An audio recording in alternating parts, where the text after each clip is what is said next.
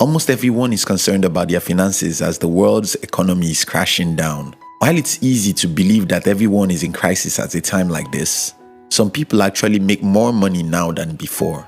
I'm fortunate to be among those, and in today's video, I'll be sharing with you 5 ways you can actually make more money as an entrepreneur at a time like this.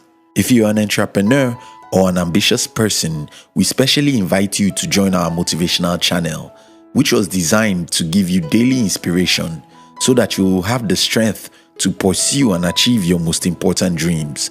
We call this channel Hunt TV, and you can join in the description box. 1. Build a business that you are not responsible for its running cost. My first successful business was an agri-tech company where we act as an intermediary between the farmers in my country and those who want to become farmers. We have 2 websites that cost us less than $300 to manage a year and nothing else except data. We had 250 partners all over the country. We had a few courses we made once and for all and almost nothing like concurrent expenses. We connect the buyers of our services with the providers by using phones and emails. We efficiently ran this business from my apartment, and I did just that in the past. What happened here is that all the running costs of that business were on our partners. Even if the economy is not stable, since almost every money we make is a profit, we'll still be fine. Some people might not understand how this works, so let me use particular examples of the companies that do this. Think about Uber, think about Airbnb, think about Google and YouTube. There are more than 5 billion videos here on YouTube. These videos belong to YouTube, but YouTube spends $0 to create them. The advertisers go to YouTube and pay to reach the audience, even though YouTube didn't spend any money to get them. Yes, there are staff, technologies, and a few marketing that YouTube might have.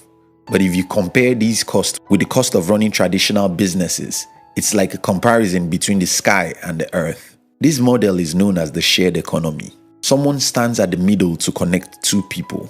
The guy in the middle actually doesn't take responsibility for the cost of production of the goods or services. So he shifts the cost on his partners while he makes most of the money.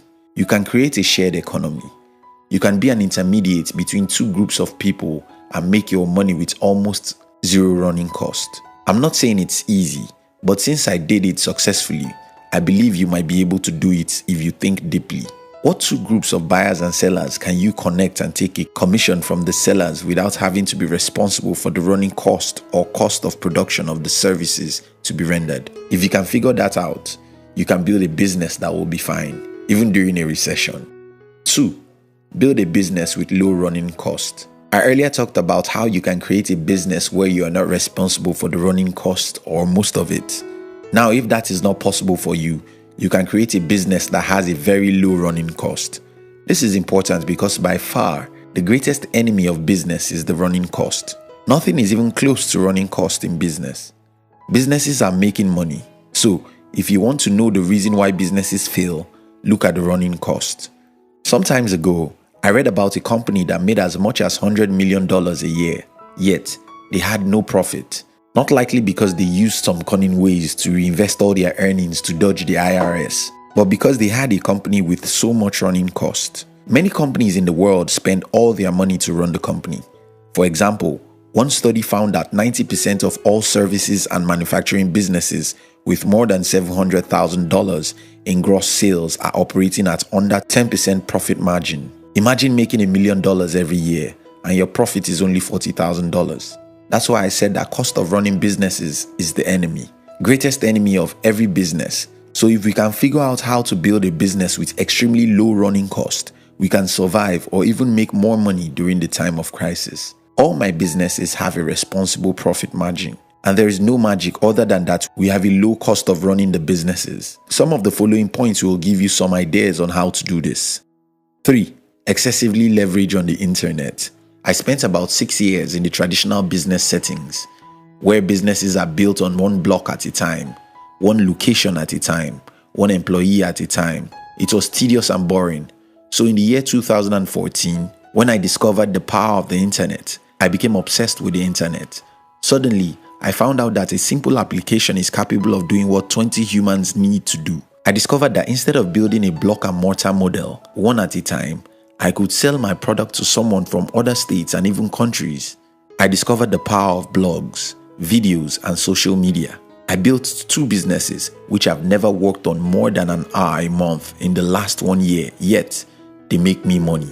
Just yesterday, I checked my blog and saw some of my rankings. Then I asked myself, why is Google still ranking my blog even though I have abandoned it for about 2 years? That's crazy. This blog still gives me money every month because Google won't stop ranking it, even though I can't remember posting anything on it in the last 2 years. Whether you think about tools, connections, marketing, or branding yourself or a business, nothing beats the internet. And the reason being obsessed with the internet can make you more money during the time of crisis is because it's often cheap compared to the traditional ways of marketing or building stuff. 4. Use remote staff to run your business. In my entire company, only about 2 people have an obligation to resume to the office every day. Many people never resume to the office as they work remotely. Others resume only on Thursdays, and the reason for this is twofold. First, people are likely to be happier with their jobs if they don't have the burden of office time and resumption.